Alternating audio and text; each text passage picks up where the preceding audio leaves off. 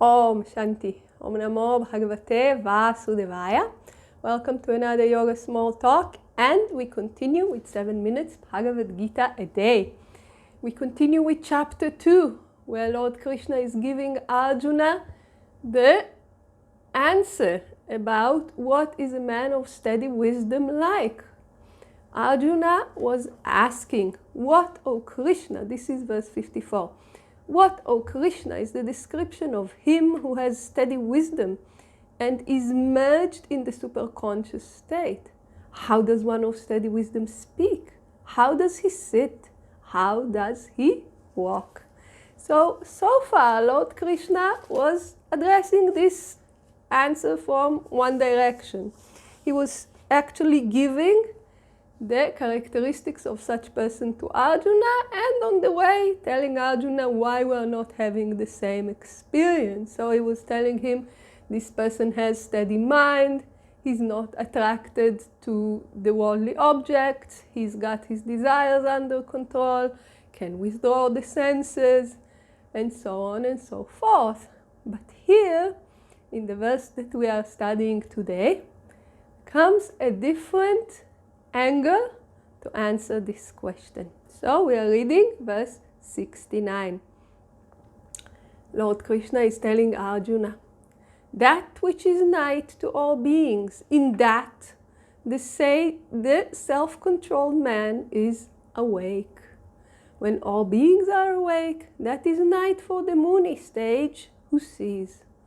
Swami Sivananda explains, that which is real for the worldly minded people is illusion for the sage, and vice versa.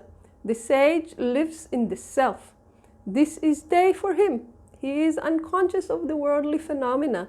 They are night for him, as it were.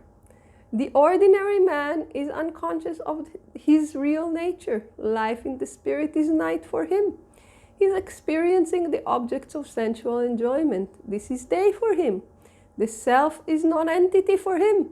For a sage, this world is a non-entity. So you see, the night and day are an allegory here. Lord Krishna is using this to tell us you are awake to this and you are not awake to that. And Swami Sivananda continues, the worldly minded people are in utter darkness as they have no knowledge of the self. What is darkness for them is all light for the sage. The self, Atman or Brahman, is night for the worldly minded persons. But the sage is fully awake. He is directly cognizing the supreme reality, the light of lights. He is full of illumination and Atmanyana, or knowledge of the self. So what is so unique in this answer?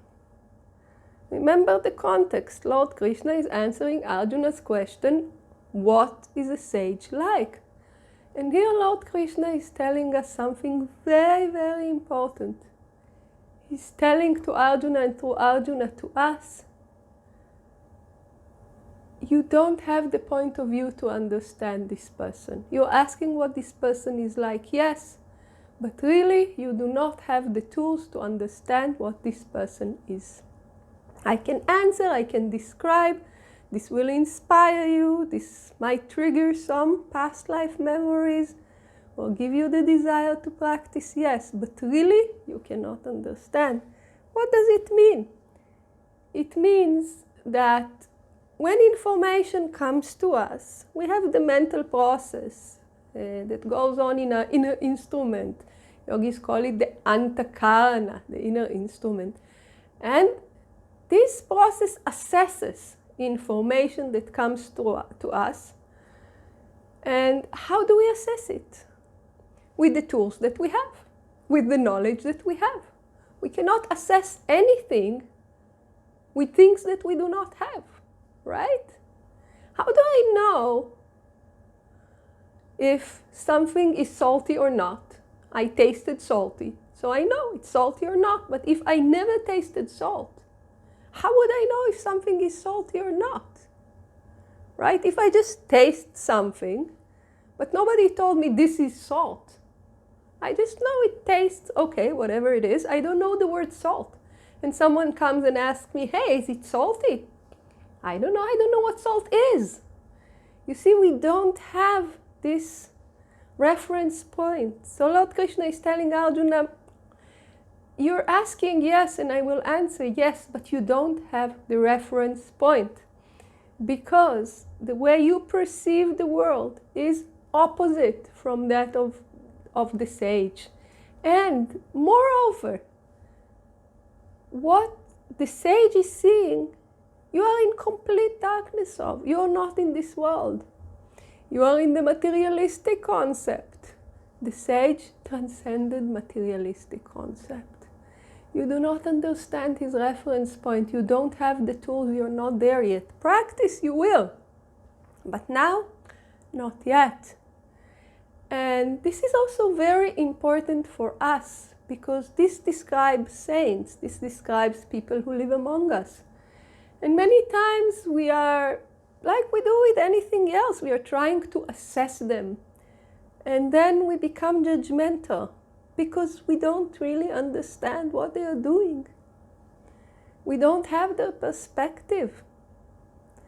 And Lord Krishna is telling us here, you are in complete darkness as to the world that this person is living in. And Swami Sivananda expounds on this. So what does it mean for us? Be less judgmental. In general, this is a good rule. You never know the reality of the other person, not only if he's a sage. In general, we never really know the reality of the other person. So be less judgmental. When it comes to sages in particular, they are an embodiment of the teachings. They are an embodiment of the scriptures. They live in the light of God. So be less judgmental. And do not try to imitate, because you will fail. You only see the external conduct. If you took this person to be your teacher, very good, follow their instructions. But don't try to imitate, because you don't understand why they do what they do. And this is a very, very powerful message, that when we study those things, these teachings, the highest teachings, we should take into consideration that our ability to assess them and to judge them is limited. Draw inspiration from where we can. Use common sense, but try to be less judgmental. And this is a very, very, very beautiful perspective that is brought here. And the teaching continue in the next verses. So, join us please. Om Shanti.